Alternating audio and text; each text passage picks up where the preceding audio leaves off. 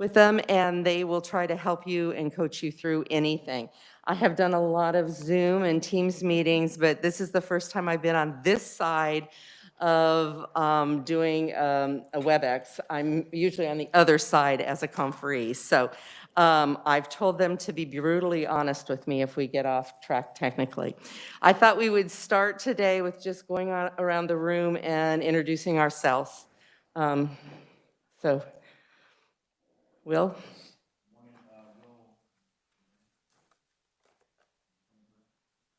Is that coming through? I can hear you, but I don't know if it's coming through the mic.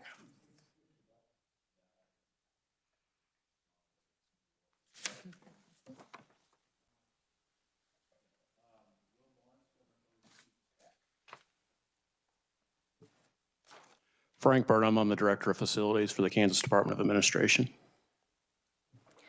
Melinda Gall, I'm the Legislative Director for Speaker Ron Reichman. Larry Wolgass, Governor appointee from Topeka. Good morning, I'm Fred Patton. I represent the 50th District in the House. Good morning, Elaine Bowers from Concordia, Senate District 36. I'm Sharon Wenger. I'm an appointee by the governor. Peter Hasso, I'm the Director of the Kansas Creative Arts Industries Commission.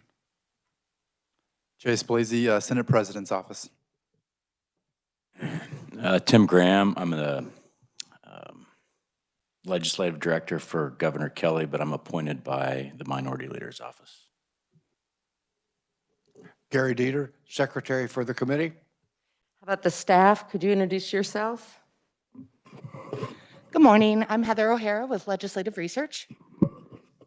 And I'm Martin DeBoer with Legislative Research.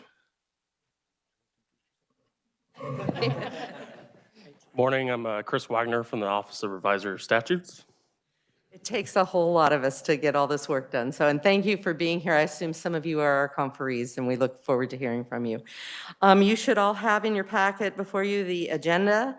It may not take us this long to go through these. It just depends. I have worked with Heather to put the 3 new projects up towards the front, the first being the Gold Star Memorial, the permanent installation, which is a permanent installation, a temporary exhibit in the second, which is the Gold Star, which is a Heartland temporary exhibit by the KSU students that would be in the Capitol for a shorter period of time.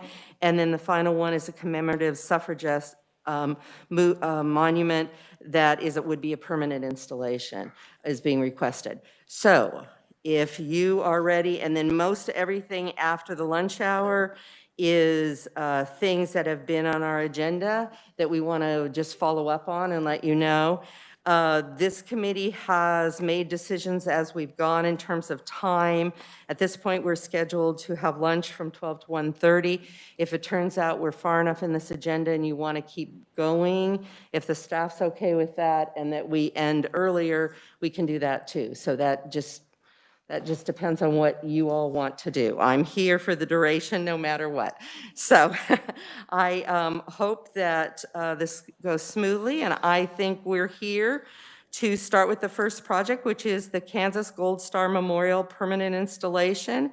And are you Perry? I've talked to you, Perry. I'm Jenny, but I haven't met you in person. So please welcome to the committee. Pleasure. Can everybody hear me? Can I pull this off so you can understand me? I speak with a Southern Georgia accent, and it's a little difficult to understand me in the first place. First, my name is Perry Wiggins. I'm a retired Lieutenant General, former commander of the 1st Infantry Division at Fort Riley many years ago, as you can see from the facial hair. But it is a distinct honor to be here and really to represent a committee and a project that's near and dear to my heart, having served 34 years in the United States military. Today, I'm here on behalf of the Gold Star Memorial Fundraising Committee, and really for our request, as you heard, to put a permanent marker on the grounds here at the Capitol, which I think is very important. First, I'd like to give those here a little bit of information on Gold Stars and a little bit of history. You know, in 1914, the nation called upon a lot of young individuals, some of those who served on farms here throughout Kansas, and a number of them answered the call to serve as a part of the 1st Expeditionary Force under a guy called General Pershing as he headed across the pond to help our allies, the Europeans, against Nazi aggression. And I think that was an important period of our life, but I think what's even more important to understand is some of those individuals that joined were 14 years of age. They lied about their age. They did that in some part, I think, to get away from the hard farm work. I was a farm boy at one time, and I understand how hard it is, but more importantly, to serve their nation. And so as they got on the boat and they sailed across the pond, family members, specifically mothers, sewed stars on banners and hung them in their window to show the pride they had in their service member representing this nation. And those stars were blue. And some families here in Kansas had up to 7 to 9 flags. That's a significant sacrifice for those families.